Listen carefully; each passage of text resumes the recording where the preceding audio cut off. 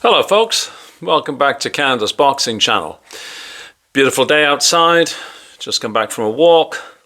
It's almost minus 30 overnight, minus 20 something now. So yeah, chilly, but I'm back in my nice warm little spot here. And I have to say how pleased I am and relieved that there's been an outbreak of sanity in the world. No, I don't mean the cancellation of the tariffs from our friends to the south.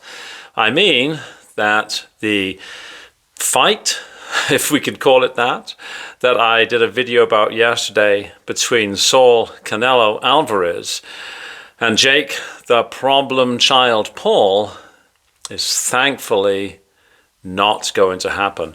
I strongly fingers crossed on that. It appears that Canelo has now signed a deal with the Riyadh season, folks, represented, of course, by His Excellency Turki Al-Sheikh. And he's going to apparently have a 4-fight contract with the Riyadh season people. This, of course, might mean that we see this other catchweight, slightly gimmicky fight between Canelo and Bud Crawford come back, but that's not that's not a done deal or anything. It's just that it's now a bit more likely, I suppose. But thankfully, the circus fight with Jake Paul looks like it's in our rear view mirror, and I'm happy about that. Other than, honestly, I would like to see some boxer give Jake Paul a thorough hiding in the ring. probably me and every other real boxing fan would think the same thing. But no, that's thankfully gone. Now, of course, Jake Paul got a little vinegar in his panties about this, and he took to social media criticizing this decision on the part of Canelo to team up with Riyadh season.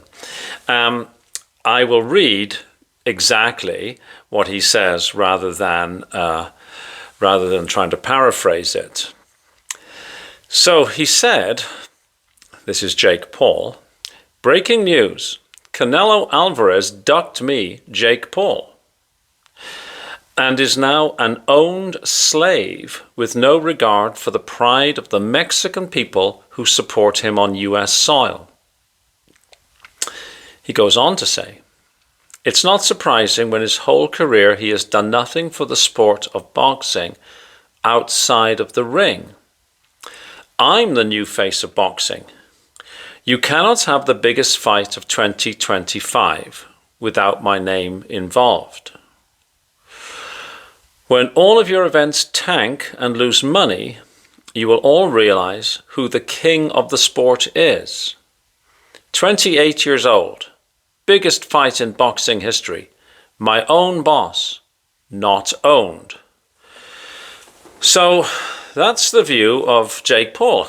Clearly disappointed because whether we think this would have been a good fight or not, and I would venture to say that most of us would not think it was a good fight. Clearly there was a lot of money on the table, and a goodly portion of that money would have gone to Jake Paul. It's kind of hard to imagine Jake Paul finding somebody else to fight him in the ring who would bring the fame and the credibility and quite frankly, the fan appeal of Canelo. If we look at heavyweight fighters, I'm not seeing, certainly not this side of the Atlantic, anybody who would have the appeal of Canelo. And of course, if he wants to take on a serious, active heavyweight, well, then he's going to get slaughtered, and possibly even more quickly than Canelo would have slaughtered him, and certainly run the risk of much more potent blows being landed on him. I mean, and again, it's just not going to get the gate. Like, as much as I might like to see Jake Paul step in with, oh, I don't know, Martin Bakole, right, the sparring king, and Bakole is going to slaughter Jake Paul, it wouldn't generate the interest that Canelo generates. I mean, Canelo could fight me, and he's going to bring, he's going to sell out stadiums, right? People go to see Canelo. So I don't know where this leaves Jake Paul, and quite frankly, I truly don't care. I mean, he absolutely has more than enough money for the rest of his life and his offspring's life. So he's, it's hard to feel particularly sympathetic for him. I mean, maybe I don't know what he does. And like I say, I don't care. But I am interested in what Canelo will do with the Riyadh season, folks. Canelo's, at the end of his career, or tail end of his career, I suppose, and 4 fights. So that will bring him through all of 25, all of 26, and depending upon how these fights sort of work out, into 27. And it's kind of hard to imagine Canelo wanting to stay around much after that. Again, another fellow who's got more money than he can ever spend. His great-grandchildren will be thankful that great-grandpop did what he did, right? So, yeah. Anyways, I'm very pleased to be able to report this. Yesterday I had difficulty wrapping my head around the concept of Jake Paul stepping in the ring with Canelo.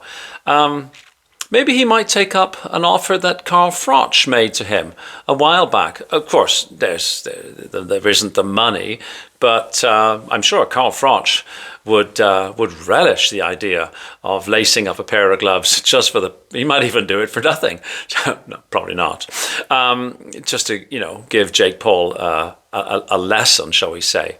So, anyhow, there we go. Whew, sanity has been restored. Whoever would have thought that boxing have such a whiplash thing? The news is coming fast and furious. Hopefully people are sympathetic with, me, a poor guy in Canada who's being threatened with tariffs one week and then no tariffs, and now even my sport is sort of, moving at such a pace. Anyways, lovely to talk to you as always. Please hit like, share, and subscribe. And thanks again to all of those of you who do comment. I very much enjoy responding to the comments.